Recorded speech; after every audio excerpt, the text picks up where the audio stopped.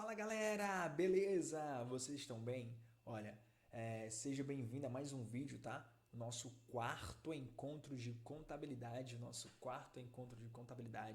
Vamos falar um pouquinho hoje sobre as demonstrações, certo? Balanço, ADRE e outros tópicos.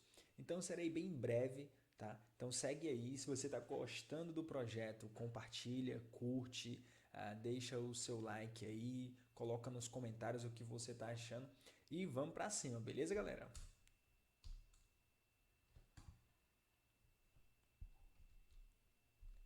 Vamos lá. Olha, tá aí para você, tá?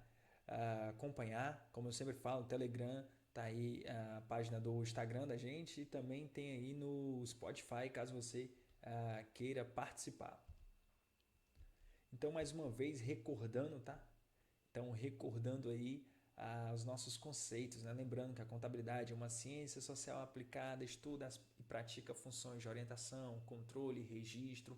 A gente já falou o que são atos contábeis, o que são fatos contábeis, os tipos de fatos contábeis, que o objeto da contabilidade é o patrimônio, que o campo de aplicação são as aziendas, né? A azienda é uma gestão de um patrimônio, certo? Falamos da finalidade da contabilidade, as quais, além do controle do patrimônio, visa fornecer informações essenciais à tomada de decisão dos usuários, né? Dos diversos usuários da contabilidade.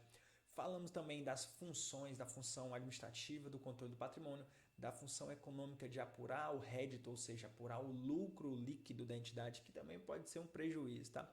Falamos que para isso ela utiliza de 4 técnicas contábeis: a escrituração, as demonstrações, a análise das demonstrações e a auditoria. Nós já falamos sobre muita coisa, já falamos sobre escrituração e hoje vamos falar sobre as demonstrações, beleza? Então, de novo, pessoal. Por que de novo? Porque é preciso sempre recordar, é preciso sempre relembrar os conceitos, os tópicos, porque isso vai esquecendo e lembra, é importante também praticar, certo? Então hoje nós vamos falar aí sobre as demonstrações contábeis, belezinha? Então é o seguinte, as demonstrações contábeis, né? O que são?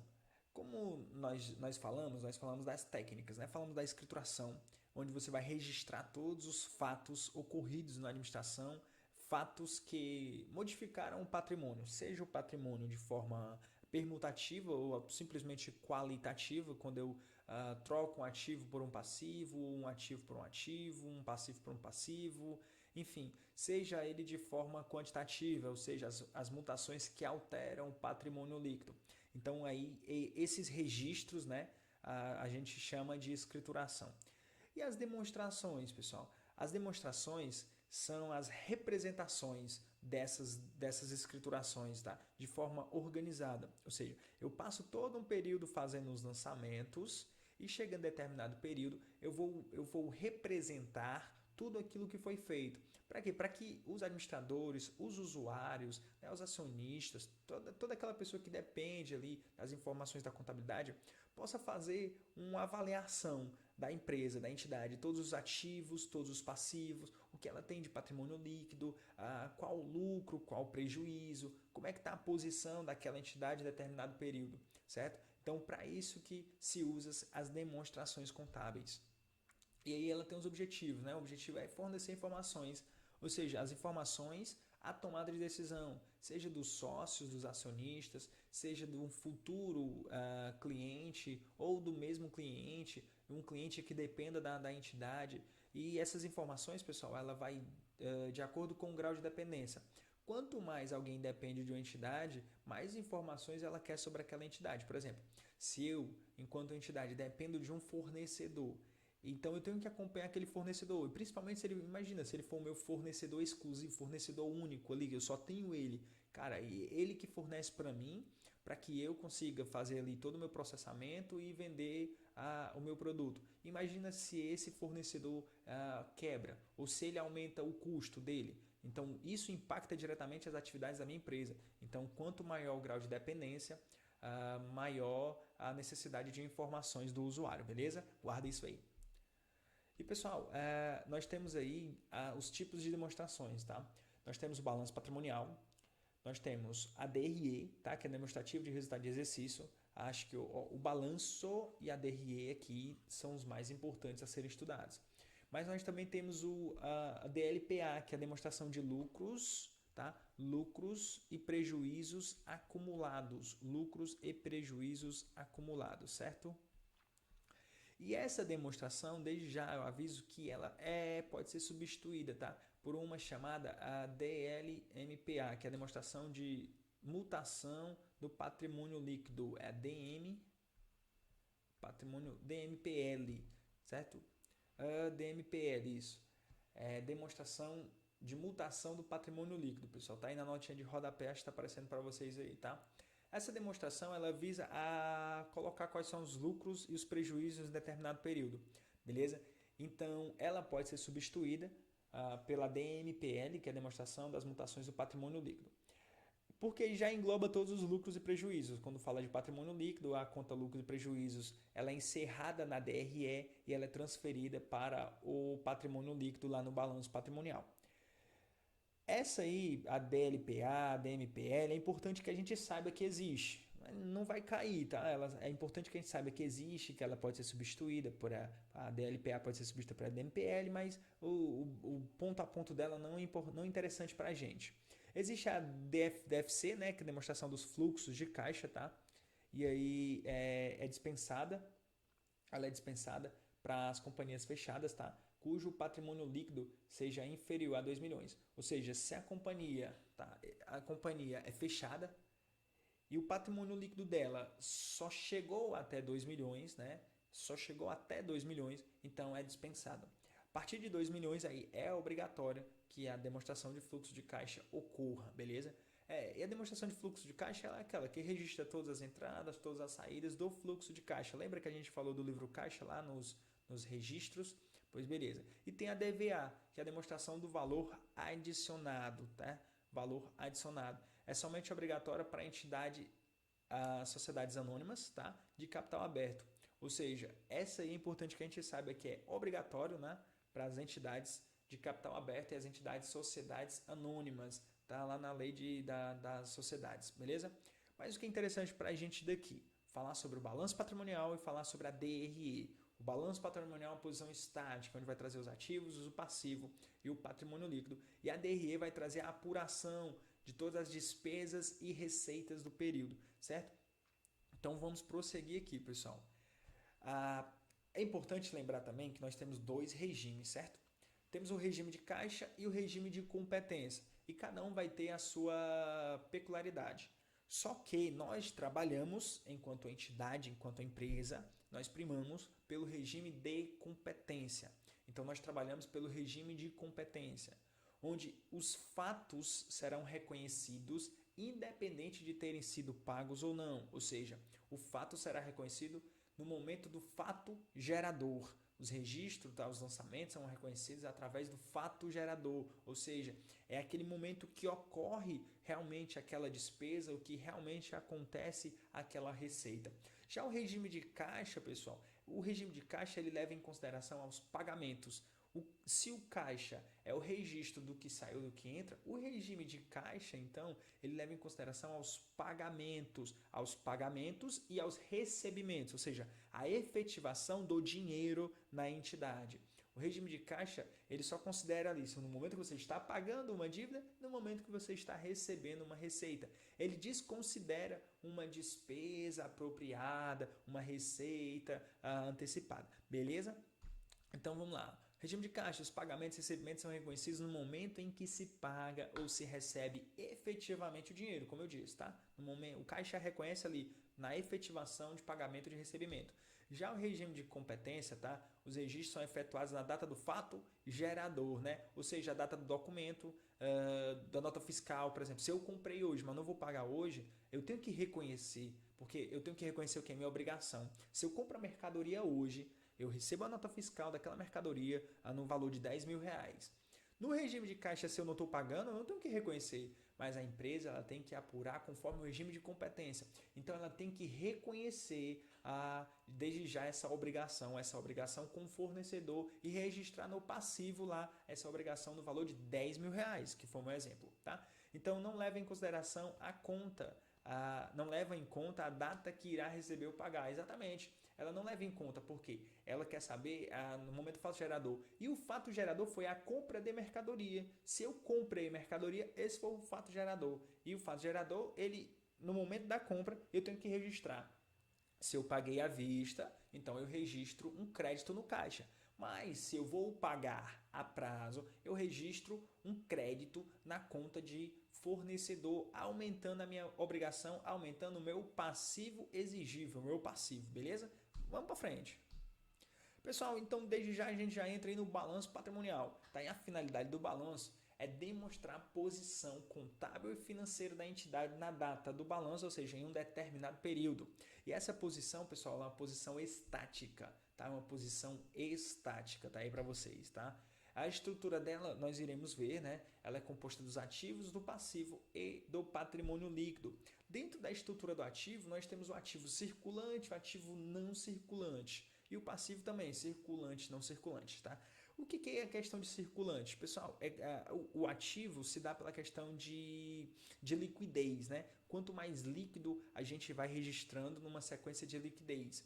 E o que acontece? O circulante é porque aquele dinheiro está ali. A ideia de circulante é que circula mesmo aquele capital. Por exemplo, a conta caixa, ela registra o dinheiro. Então esse dinheiro é líquido, porque você pode pegar esse dinheiro e ir no banco, você pode pagar uma dívida, você tem dinheiro. Agora, por exemplo, um veículo não é tão líquido, porque para que você consiga transacionar com esse veículo, você precisa vender esse veículo, receber o dinheiro da venda do veículo e somente depois você tem o dinheiro, você consegue aplicar em alguma coisa. Você não chega no banco, né? Pode acontecer, mas você não chega no banco e diz, olha, eu tenho um veículo aqui, cara, eu quero comprar títulos, eu quero comprar títulos. Eu dou o meu veículo e eu quero títulos. Não, o banco não, cara, como é? E mesmo se você for fazer isso, seu veículo tem uma desvalorização, então você perde em termos monetários. Então você precisa transacionar, vender esse veículo, receber o dinheiro e só depois do dinheiro você vai lá vai comprar um título, vai pagar uma dívida, vai usar esse dinheiro para alguma coisa. Então, a ideia do circulante é que ele está ali dentro de um determinado período, certo? E o não circulante, ele ultrapassa um determinado período que nós iremos ver, que é chamado de ciclo operacional, ou então o período, né, o ano que a empresa trabalha. Nós iremos ver isso já já, beleza? Então, continuando aqui, tá, pessoal?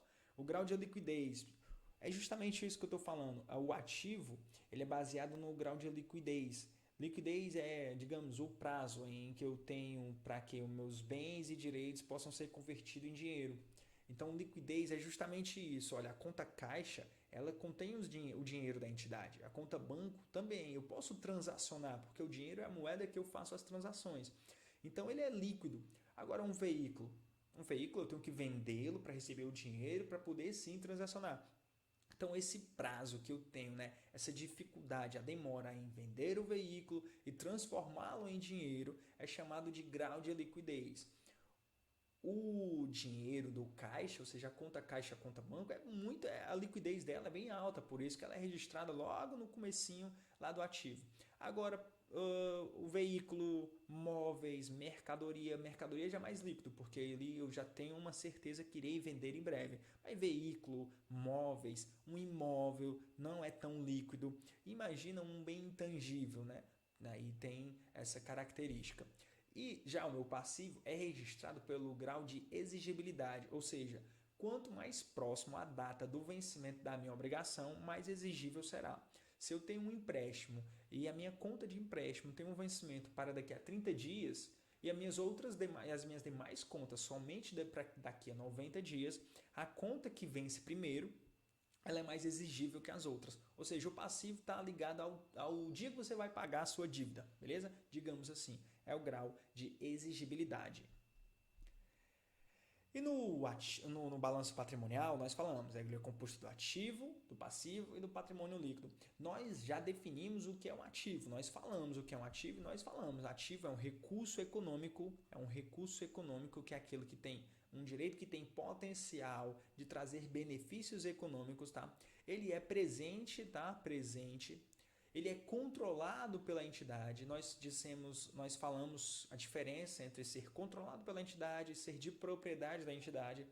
A questão da propriedade não necessariamente influencia um ativo, porque a entidade pode ter a propriedade de um bem, mas não ser controlado por ela. E eu posso controlar um ativo e não ter a propriedade desse ativo, tendo em vista aí um exemplo, a conta imóvel, por exemplo. Se eu tenho um imóvel, tá, uma casa, um prédio, não necessariamente eu sou o proprietário desse prédio, mas se eu arco com todos os custos desse prédio para que ele se mantenha, se eu sou responsável por esse prédio, então eu tenho um controle sobre ele, eu tenho que registrar, tá, nas minhas contas.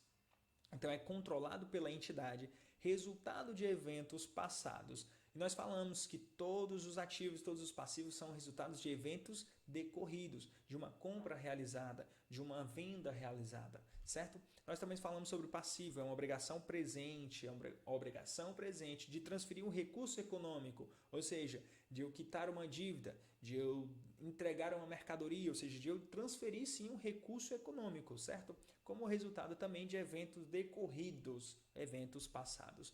E falamos que o PL, tá, o patrimônio líquido, é a diferença residual ali entre os meus ativos deduzidos meus passivos. E aí tem uma questãozinha para a gente já treinar, certo? A banca IBFC 2015 e adaptada. A apresentação dos elementos no balanço patrimonial e na demonstração do resultado envolve um processo de subclassificação. Por exemplo, ativos e passivos podem ser classificados por sua natureza ou função nos negócios da entidade, a fim de mostrar as informações da maneira mais útil aos usuários para fins de tomada de decisões econômicas. Os elementos diretamente relacionados com a mensuração da posição patrimonial e financeira são os ativos, os passivos e o patrimônio líquido. Estes são definidos como segue. Ativo é um recurso presente controlado pela entidade como resultado de eventos passados e do qual se espera que fluam benefícios econômicos para a entidade.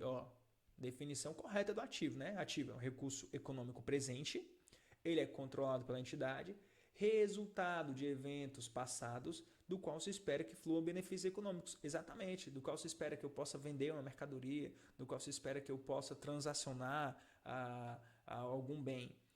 O passivo, né? O item 2, o item 1 então está correto, né? Verdadeiro. 2. Passivo é uma obrigação presente da entidade, ok, derivada de eventos passados, ok, cuja liquidação se espera que resulte na saída de recursos, ou seja, na transferência de recursos da entidade, capaz de gerar benefícios econômicos. Certinho, pessoal, também está correto. Ou seja, se eu tenho um passivo, tá? Se eu tenho um passivo, é porque eu adquiri uma obrigação na expectativa de que essa minha obrigação resultasse em um benefício econômico. Passivo é a origem, né? A origem da minha despesa, então, do meu recurso ali. Eu comprei uma determinada mercadoria, tá? Ou uma determinada matéria-prima para a transformação do meu produto. Então, se eu comprei aquilo ali, eu tenho uma obrigação. Então, minha origem foi lá no meu passivo, conta de fornecedor. Me gera um ativo, um bem, que pode ser uma mercadoria para que eu revenda e também tenha receita com essa revenda. Pode ser uma matéria-prima para que eu transforme em o meu produto, consiga vendê-lo e ter uma receita. Ou seja, eu espero que dessa minha dívida, digamos assim, eu obtenha um recurso, obtenha uma vantagem econômica, eu obtenha um benefício econômico. Por isso que o passivo é isso, é uma obrigação presente, que envolve uma saída de recursos, ou seja, uma transferência de recursos que eu tenho para com terceiros e na expectativa que me gere benefícios econômicos. Então o item está correto. Item 3. Patrimônio líquido é um interesse residual nos ativos da entidade depois de deduzidos todos os seus passivos. Também está correto, pessoal. Então os 3 itens aqui são definições corretas de ativo, de passivo e de patrimônio líquido. Então tá aí para vocês, todos os itens estão corretos, é o gabarito, beleza? Então seguindo aqui, pessoal, mais uma questão de fixação, tá? Julgue os itens V para verdadeiro e F para o item em desacordo. Passivo é uma obrigação. Passivo é uma obrigação presente da entidade de transferir recurso econômico como resultado de evento passado. Beleza, esse item aqui está verdadeiro. Passivo é uma obrigação presente da entidade derivada de eventos passados, obrigação presente, derivada de eventos passados, cuja liquidação se espera que resulte na saída de recursos da entidade capaz de gerar benefícios econômicos. Verdadeiro também, tá? É parecido com o item que nós vimos anteriormente. Então eu tenho essas duas definições e as duas estão corretas, pessoal. E aí eu chamo a atenção de vocês para que essas duas definições estão corretas, tá? Uma encontra-se no CPC 00, tá? Na segunda edição aí, obrigação presente da entidade de transferir um recurso econômico como resultado de evento passado, ou seja, a definição de passivo é essa aqui, tá? A definição de passivo é essa, mas algumas questões vocês vão encontrar esse complemento, esse algo a mais, que passivo é obrigação presente, derivada de eventos passados, cuja liquidação se espera que resulte na saída de recurso da entidade capaz de gerar benefícios econômicos. Ou seja, ele gera só mais ou menos aqui, capazes de gerar benefícios econômicos.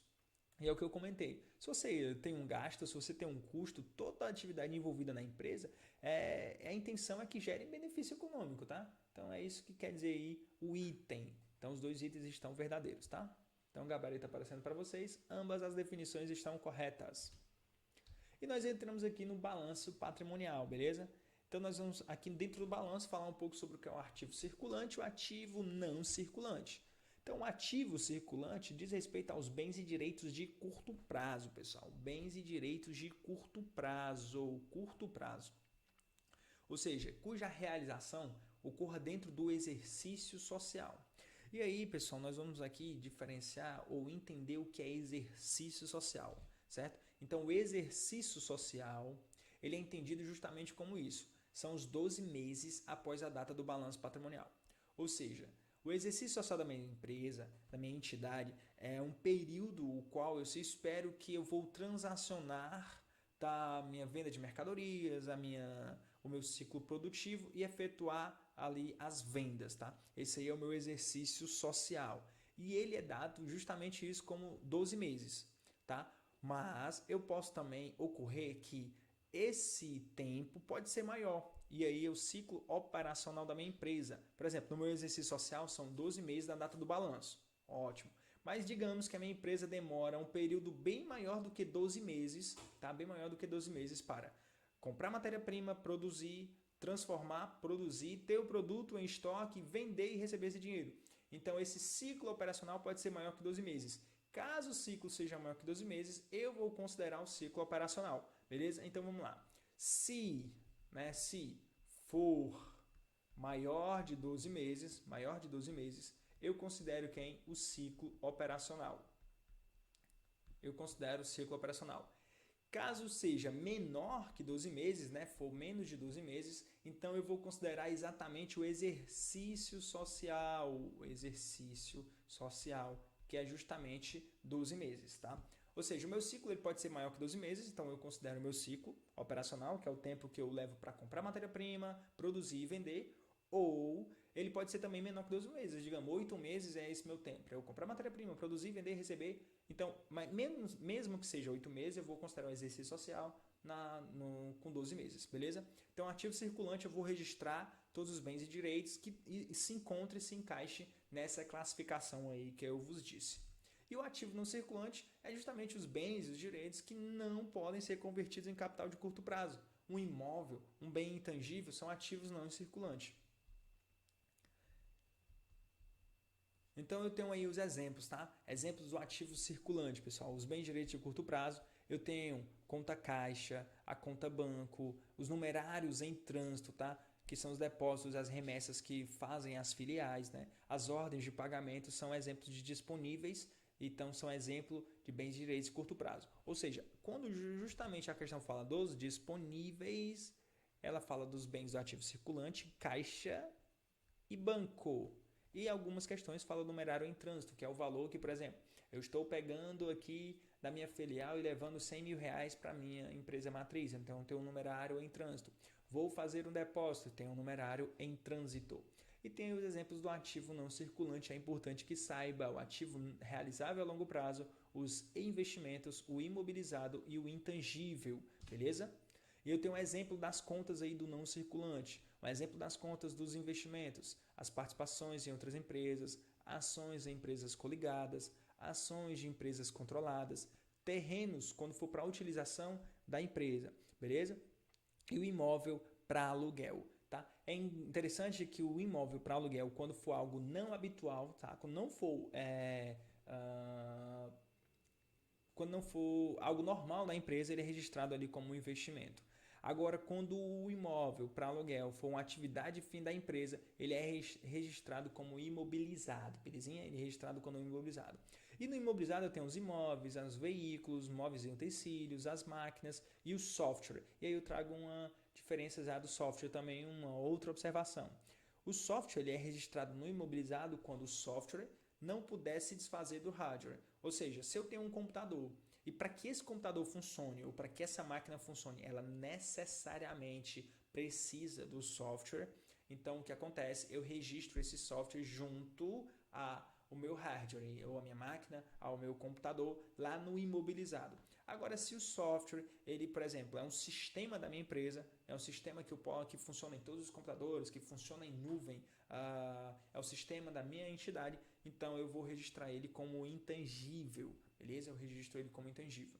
E as contas do intangível também tem os direitos autorais, as marcas e patentes, o fundo de comércio, que é o chamado goodwill, belezinha? Show de bola? Então, vamos que vamos. Lá no meu passivo, pessoal, eu tenho um passivo exigível, tá? Que é o passivo, né? Que a gente só chama de passivo, pode ser o circulante, e o passivo exigível não circulante. Então, um exemplo no meu circulante são os fornecedores, são os salários a pagar, são os empréstimos, são os financiamentos, ou seja, são contas corriqueiras que eu tenho ali num exercício social. Eu também tenho os financiamentos e eu tenho os empréstimos que geralmente se estendem ao longo do prazo. E eu posso ter financiamentos também dentro do meu circulante como dentro do meu não circulante. Por exemplo, eu faço um empréstimo de 4 anos. Primeiro ano eu registro no meu circulante, os demais anos vai ser no não circulante. E aí eu tenho o meu patrimônio líquido, que é o meu passivo não exigível. Eu tenho os direitos direitos autorais não, tá? Corta aqui onde tem direitos autorais. Aqui tá, foi falha. Corta isso aqui. Então eu tenho aí, ó, meu capital social, minha reserva de capital, ajuste de avaliação patrimonial, ações em tesouraria, tá? Que é uma conta redutora. Eu tenho as reservas e eu tenho os prejuízos acumulados, belezinha? Então são tudo exemplos de contas do patrimônio líquido.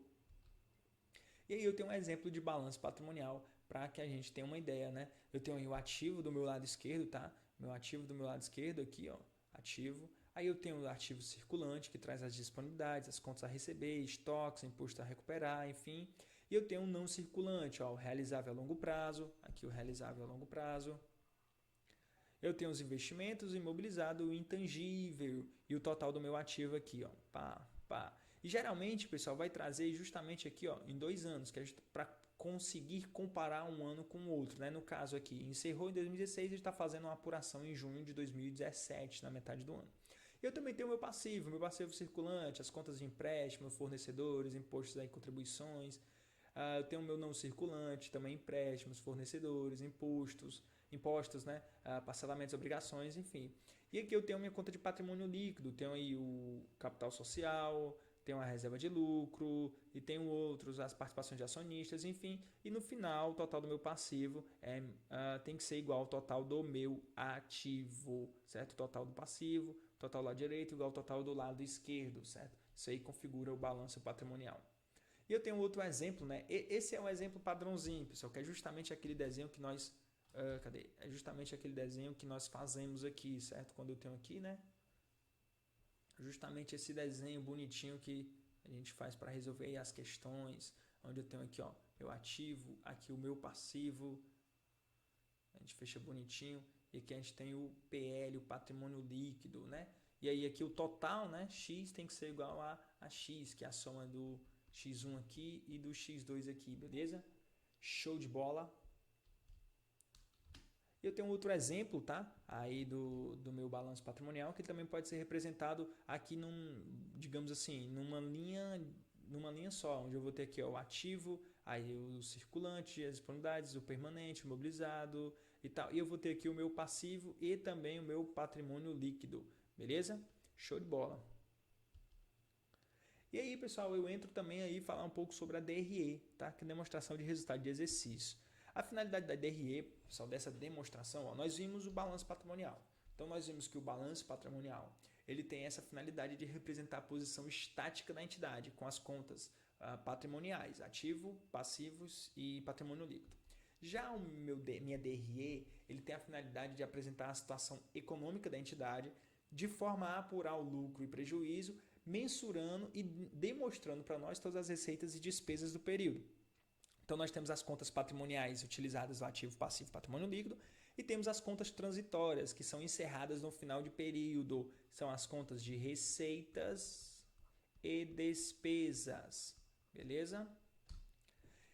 E a estrutura está presente na Lei 6.404 de 76, belezinha? E aí está para nós, tá? Está para nós aqui a fórmula, né? Ou a demonstração, o passo a passo da DRE. Nós vamos trabalhar ela agora. Então eu começo com o faturamento bruto, tá? Que é o quanto eu recebo no total. Eu tenho que descontar o IPI, né? Se eu vendo, eu tenho que descontar o IPI faturado. E aí eu entro na receita operacional bruta, que geralmente nós iremos trabalhar aqui direto na receita operacional bruta. Ou seja, eu vendi, tá? Então com a minha venda, digamos a minha venda de mercadorias, eu tenho uma receita operacional bruta ou receita bruta. Dessa receita eu vou ter algumas deduções. E as principais deduções, eu já dou o bizu para vocês, que pode ser chamado de DIDA, tá? DIDA, as principais deduções aqui é a DIDA. Por que DIDA? Porque eu tenho as devoluções, tá? Eu vou deduzir as devoluções, os impostos, tá? Os impostos. O imposto de renda? Não, pessoal, esse imposto aqui é geralmente o ICMS, o ICSS, o PIS, COFINS, tá? Esses são os impostos. Aqui eu vou ter os abatimentos, e o meu outro D é dos descontos. E nós iremos ver mais à frente quais são esses descontos, tá? Os descontos que nós damos no momento da venda, beleza? Então as devoluções, os impostos, os descontos incondicionados, vamos colocar aqui, porque é no momento da venda, descontos incondicionados e os abatimentos. Então esse aí, pessoal, é um mnemônico bacana para você lembrar das deduções, tá? Da receita operacional bruta. E depois, quando nós fazemos essas deduções, nós entramos na receita operacional líquida. E da minha receita líquida, eu vou deduzir o CMV, que é o custo da mercadoria vendida. Então eu deduzo o custo da mercadoria vendida e chego no meu resultado operacional bruto, que também posso chamar de lucro bruto. Belezinha? No meu lucro bruto, tá? No meu lucro bruto, digamos assim, eu vou ter aí que descontar as despesas operacionais. As despesas operacionais, e são elas despesas com vendas, as despesas administrativas e as gerais, as despesas financeiras. Um exemplo de despesa com venda é o frete no momento da venda. O frete no momento da venda é uma despesa com venda. Então, se eu vendo e tenho que pagar um frete para chegar até o cliente, eu tenho uma despesa com venda. O frete na compra ele é um custo que vai incluir no valor da minha mercadoria. Eu tenho as despesas administrativas, tenho as despesas financeiras, tenho os resultados negativos de equivalência patrimonial, tá? Que eu tenho de deduzir do meu lucro bruto. E eu tenho as variações monetárias passivas, que nós veremos também posteriormente, as variações do capital. Quando eu tenho variação monetária passiva, um exemplo disso é quando eu compro em dólar, ou então eu vendo em dólar. Se eu fiz uma venda em dólar e por questões óbvias, eu vou receber em dólar, mas eu preciso transacionar isso, registrar isso em real. Lembra lá do registro em moeda nacional? Então eu preciso fazer essa conversão e a conversão é conforme a taxa cambial na data do balanço patrimonial. Então, digamos que o dólar se desvaloriza. Se o dólar se desvaloriza e eu vou receber em dólar, então eu tenho uma perda completamente. Dá para entender? Eu tenho uma perda. Então, essa perda eu tenho que registrar. Então, é uma variação passiva. Já se o dólar valoriza e eu tenho um ganho, uma receita, é uma variação monetária ativa. Então, é uma receita operacional. Além disso, eu tenho as receitas financeiras, eu tenho um resultado positivo da equivalência patrimonial, quando melhora a minha equivalência patrimonial. E eu tenho os dividendos recebidos, né? Os investimentos avaliados pelo custo, tá? E tudo isso, tá? No lucro bruto me gera a receita operacional líquida, que também pode ser chamado aí para alguns de o lucro líquido, né? Lucro líquido. E eu tenho as outras receitas, né? E outras despesas, que também vão diminuir ou aumentar meu lucro líquido. E aí eu vou ter o famoso LAIR, que é o lucro antes do imposto de renda. Tá? Na verdade, esse aqui que seria posteriormente o lucro líquido final, mas eu tenho um lucro antes do imposto de renda, que aí eu vou descontar o imposto de renda e as contribuições sociais sobre o lucro líquido. Tá, belezinha? Então esse aí é o LAIR, lucro antes do imposto de renda. Quando eu desconto ele, eu vou ter um resultado do exercício antes de participações. Ou seja, além disso, eu também tenho outras destinações do meu capital. Já tive o lucro, descontei o imposto de renda sobre o meu lucro líquido, descontei o CSLL, que é a contribuição social sobre esse lucro, e eu tenho um resultado do exercício. Desse resultado do exercício, eu tenho que destinar esse valor. E essa destinação ela vai para os debentures, vai para os empregados, aos administradores, às partes beneficiárias e contribuições para os fundos de assistência e previdência social do empregado. E eu tenho outro mnemônico aqui para encontrar essas deduções, essas participações, tá? Que é o DAPF. DA, para quem sabe, é o Departamento Americano Antidrogas e a PF é a Polícia Federal aqui do Brasil. Então, DAPF, essa integração, só lembrar disso aí. Debentures, empregados, administradores, partes beneficiárias e contribuições para o fundo, beleza? Então eu tenho um determinado valor, sei lá, de 100 mil no meu lucro líquido, e aí eu vou fazer essas deduções. Tantos por cento vem aqui para os debentures, depois do valor que sobra, tantos por cento para os empregados, depois o que sobra, tantos por cento para os administradores, tantos por cento para as partes beneficiárias, tantos por cento para os fundos de assistência e previdência social dos empregados. Terminou todas essas deduções, eu chego no meu lucro líquido do exercício. Olha, o lucro líquido do exercício. E aí, pessoal, se eu estou trabalhando com uma empresa, essa empresa tem ações, eu vou dividir ela pelo total de ações, eu chego no lucro líquido por ação de capital. Belezinha? Mas aí é o meu lucro líquido do exercício. Então, essa é a estrutura da DRE, beleza? Essa é a estrutura da DRE. Então, falei sobre o balanço patrimonial, falei sobre a DRE. Então, eu falei sobre o balanço patrimonial, falei sobre a DRE. Do balanço é importante entender isso. Os ativos, os passivos e o patrimônio líquidos, saber quais são as contas pertencentes ao ativo circulante, aos disponíveis, ao ativo não circulante, ao realizável a longo prazo, investimentos, ao imobilizado e à conta de intangível, né? Também é importante saber o grau de liquidez, no passivo o grau de exigibilidade, passivo circulante não circulante, o patrimônio líquido, quais são as contas que compõem o patrimônio líquido. Então o interessante do balanço é você saber compor, saber que sempre o lado esquerdo vai ter que ser igual ao lado direito, senão ocorre algum erro, saber aquela fórmula a tradicional, né, digamos assim, que o total de ativo é igual ao passivo mais patrimônio líquido, ou posso dizer que o meu patrimônio líquido é igual ao ativo menos passivo. E eu chego na DRE que eu tenho que entender todas as contas. Então, essa é a estrutura da DRE. Mas para eu chegar a aplicar essa estrutura, eu preciso entender quais são as contas, diferenciar as contas patrimoniais, diferenciar as contas de resultado, receitas, de despesas e saber onde cada uma se encontra e entender o conceito da DRE. Então, muitas questões vai envolver os lançamentos contábeis, precisamente a DRE, para que você deduza e chegue a um lucro. Ou então diga quantas contas são de receitas, quantas de despesas. E é importante também lembrar o regime de caixa, o regime de competência e a sua diferença, pessoal. E aí nós vamos dar continuidade aqui, beleza? Então, pessoal, voltando aqui falando sobre o custo da mercadoria vendida, tá? Ou seja, o CMV. Pessoal, o CMV é o seguinte.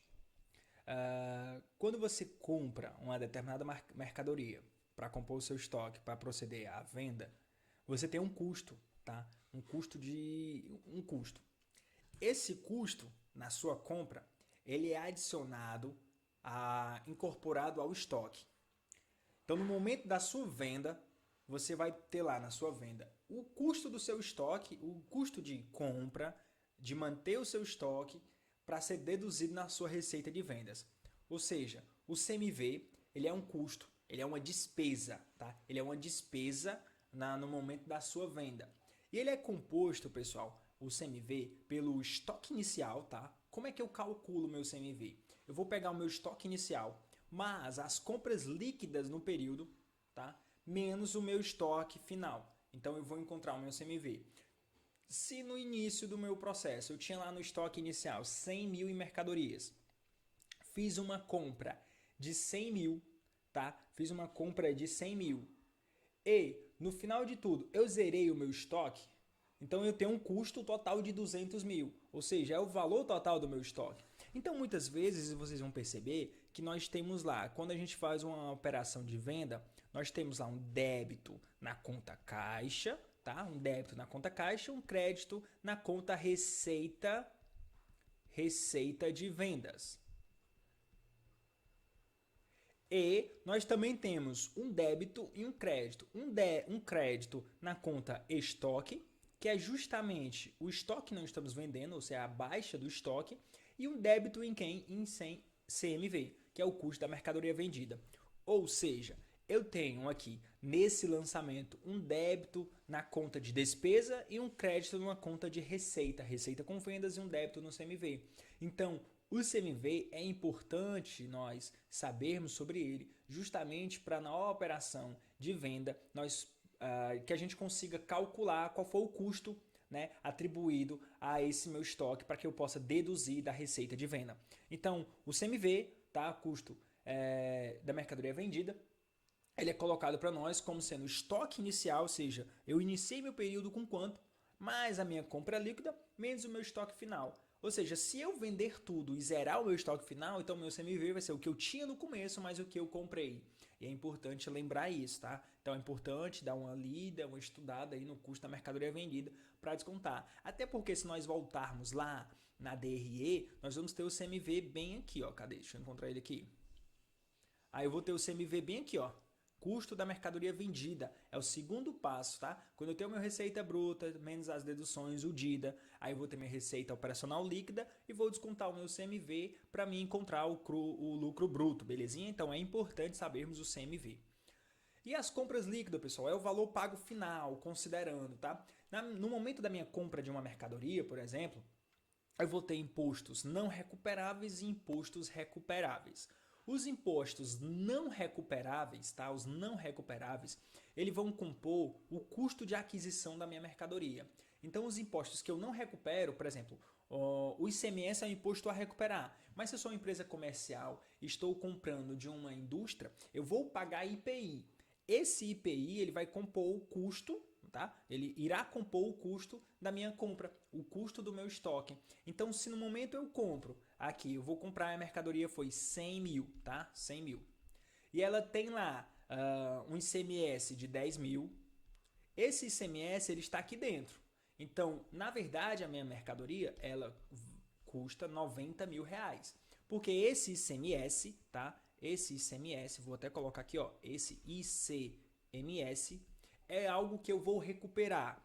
Só que desses 100 mil, eu também paguei aqui 10 mil de IPI, tá? E eu sou uma empresa, né? Minha empresa é uma empresa comercial, comprando de uma indústria. Ou seja, esse IPI, no qual eu paguei de 10 mil reais, ele irá compor aqui, ó, 10 mil reais. Então aqui é o valor líquido da minha compra, né? Minha compra sem ICMS, porque esse ICMS eu vou recuperar. Então a minha compra foi de 90 mil, mais o IPI que eu não irei recuperar de 10 mil. Então tudo isso irá compor o meu custo do meu estoque, irá passar a 100 mil, beleza? Então é isso que é importante nós lembrarmos. O imposto que não recupera, no momento da compra ele irá compor o custo do meu estoque.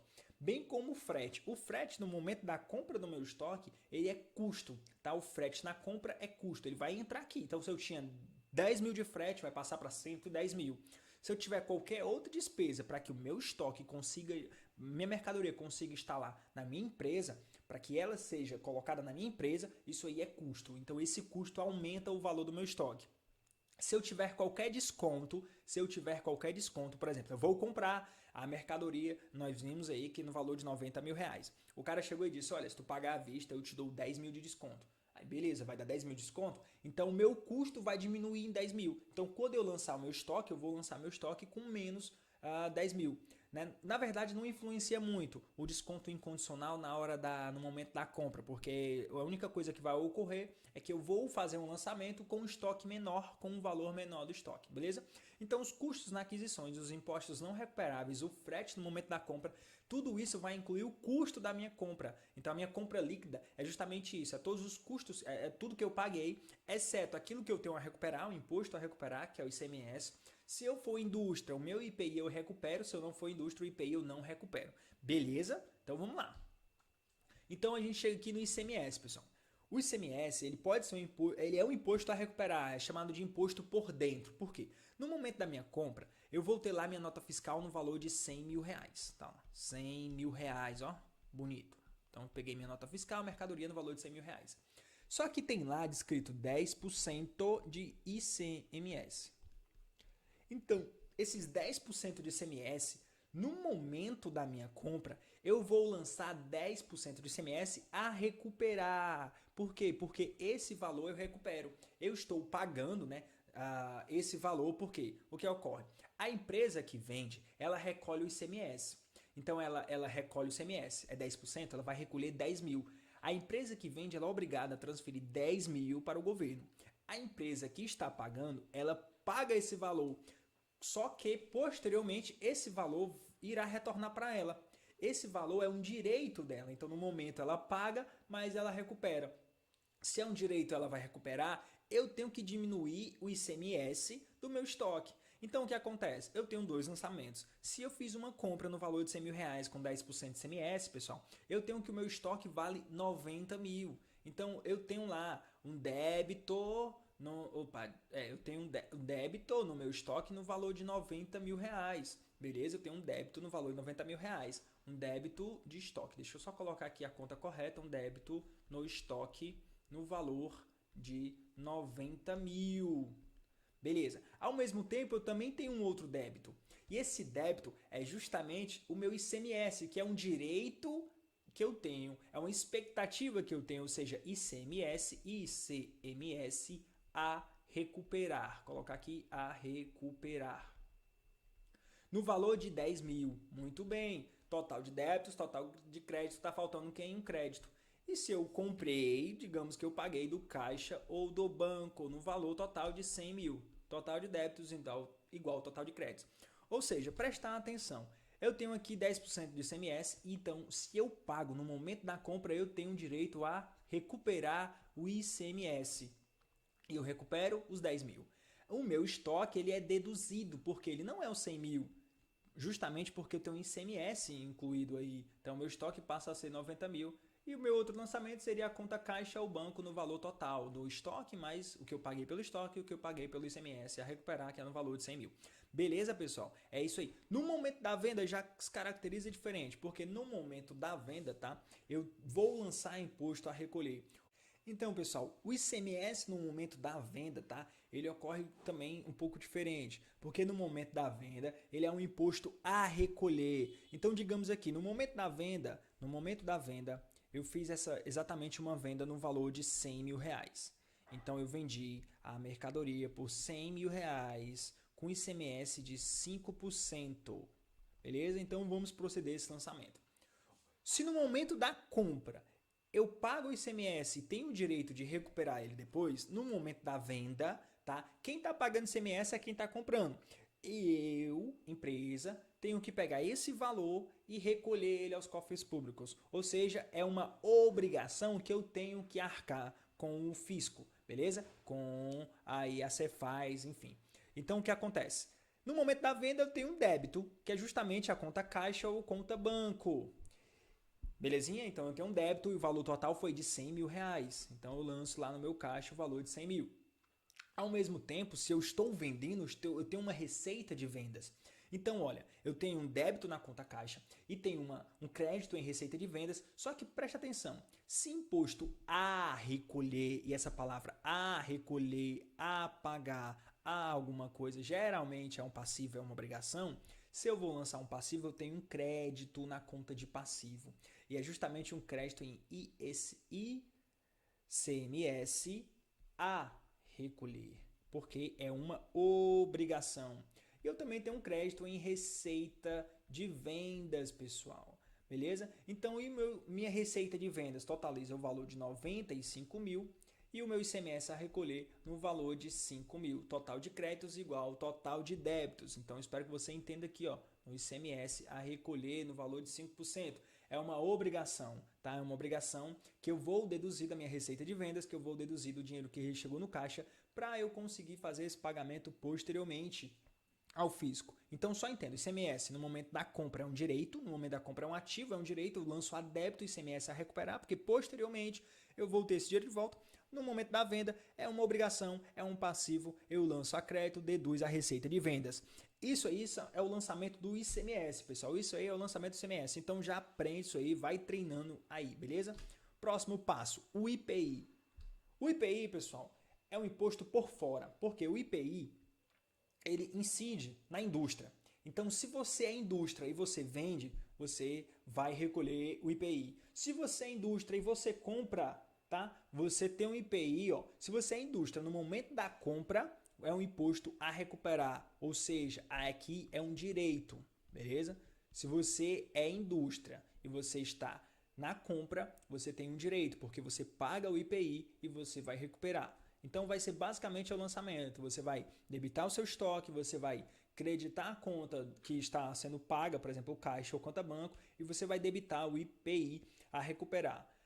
Agora, se você é uma empresa comercial, o IPI, no momento da compra, ele é não recuperável. Ou seja, ele vai incluir o custo da sua mercadoria, certo? Então, no momento que você está lá, por exemplo, fazendo uma compra, essa compra totalizou R$100.000, beleza? A compra totalizou R$100.000. 10% é ICMS, ótimo, 10% de ICMS.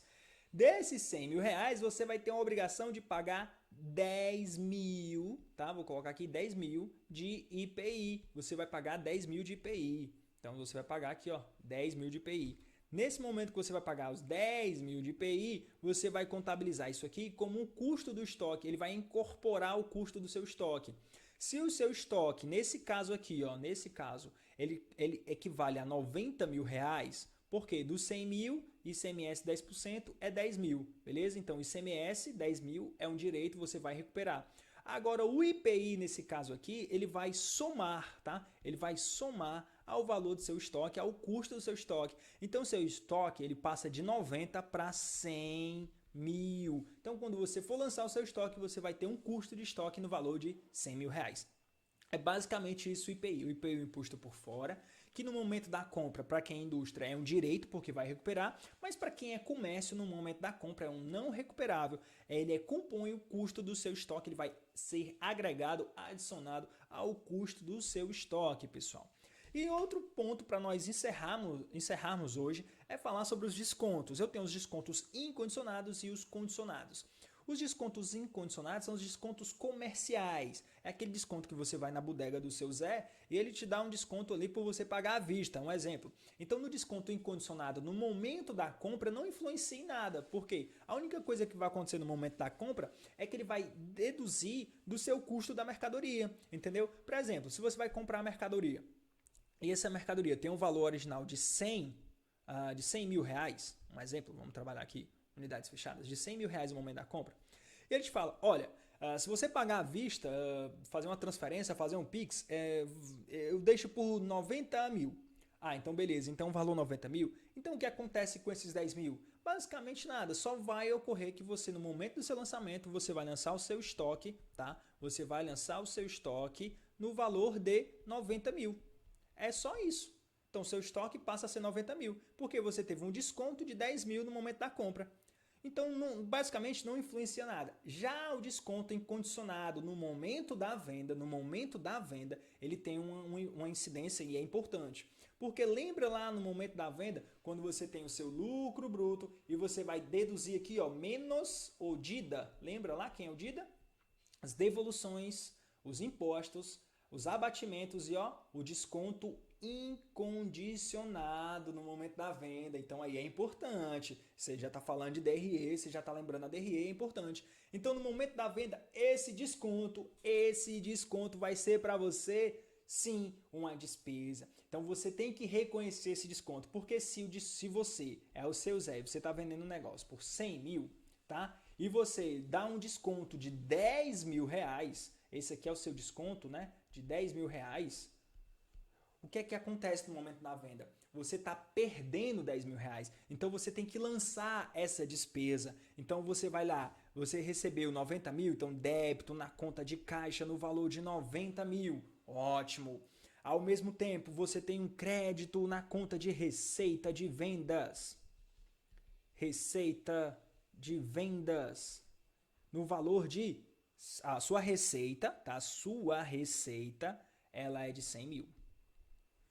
Você vendeu um negócio por 100 mil, a sua receita é 100 mil. Você só recebeu 90 mil. Por quê? Porque você teve uma despesa de desconto incondicionado no valor de 10. Então, o total de débitos igual ao total de créditos. Então, entenda, o seu desconto incondicionado no momento da venda, ele é uma despesa. Entende isso aí, tá? No momento da venda, ele é uma despesa. No momento da compra, não influencia, só vai influenciar que vai reduzir o custo do seu estoque. Já o desconto condicionado, pessoal, o desconto condicionado também pode ser chamado de desconto financeiro. Então, no momento da compra e no momento da venda, vai depender. Óbvio que no momento da compra, o desconto condicionado vai ser um desconto financeiro que você vai ter que abater lá, porque geralmente está condicionado ao pagamento. Então, está dizendo, se você pagar até a data do vencimento, tem um desconto de 5%, tá? Esse desconto ele só vai ser reconhecido se realmente você pagar antes se você pagar antes do vencimento. Porque se você pagar após o vencimento, esse desconto ele vai sumir, ele não existe. Por quê? Está condicionado a alguma ação. Essa ação é pagar no vencimento. É a mesma coisa no momento da venda, né? No momento da venda, quando você está vendendo e você dá um desconto para ele, o que acontece? No momento da compra, se você tem um desconto ali, se você comprou algo e você tem uma duplicata, e essa duplicata ela diz, olha, se pagar até o momento da venda, você tem 5% de desconto. Se você pagar antes, você tem uma receita, porque está deduzindo ali a sua dívida, sua obrigação, então você tem uma receita. Se você pagar depois, você está pagando o valor cheio. Se tiver alguma multa, alguma incidência de juros posterior à data do vencimento, você tem uma despesa porque você está perdendo dinheiro que você está pagando a mais. No momento da venda, a mesma coisa. Você que vende, se você der um desconto condicionado de 5%, se a pessoa paga antes do vencimento, então ela tem esse direito de pagar menos, você tem uma despesa. Mas se ela paga depois, então você conclui a sua receita no valor total. E se ela paga com juros, então você tem uma receita de juros também a receber. É basicamente isso. O importante é entender o desconto incondicionado. No momento da compra, compõe o custo do estoque. No momento da venda, ele se torna uma despesa. A despesa com desconto incondicionado que vai lá para a DRE descontar o lucro bruto, como nós vimos anteriormente. Pessoal, é isso. Então fica aí, ó, teoria, revisão, mais questões. Nós falamos sobre as demonstrações contábeis, falamos sobre a finalidade das demonstrações, né? Quais são as demonstrações? Nós falamos sobre o balanço, nós falamos sobre a DRE, falamos um pouquinho sobre fluxo de caixa, falamos das demonstrações do patrimônio líquido, né? Das multações do patrimônio líquido, falamos da DVA, demonstração do valor adicionado, agregado, que é obrigatório para as empresas de capital social, né? Capital aberto, beleza? Nós falamos sobre o regime de caixa, o regime de competência, né? O regime de caixa se registra no momento dos pagamentos. O regime de competência conforme o fato gerador, independente do pagamento, é do fato gerador, e o fato gerador é aquele fato em que ocorre realmente a receita ou a despesa. Nós falamos sobre o exercício social e lucro operacional, o exercício social de 1 ano. O lucro operacional é o tempo em que a empresa leva para comprar matéria-prima, produzir e colocar à venda o seu produto. E nesse caso, se o ciclo operacional for maior do que 12 meses, considera-se o ciclo operacional. Se for menor que 12 meses, considera-se o exercício social. Então, a definição, vimos o que é um ativo, um recurso econômico presente controlado pela entidade, né, que vai trazer benefícios econômicos. Vimos o que é um passivo, né, uma obrigação presente decorrida de eventos passados, e o patrimônio líquido, a diferença entre os ativos menos o passivo. Tá? Falamos sobre as contas do ativo não circulante, o realizável a longo prazo, investimentos, o imobilizado e os intangíveis. Falamos da conta do passivo, que é passivo exigível, que é o próprio passivo, né? O passivo circulante não circulante, empréstimos fornecedores, obrigações a pagar, duplicatas a pagar, salários a pagar, aluguel a pagar. Falamos sobre a conta de patrimônio líquido também, né? Que é o capital social, reservas de lucros, ações de tesouraria, belezinha? Pessoal, é isso, tá? Agradeço a vocês por estar acompanhando.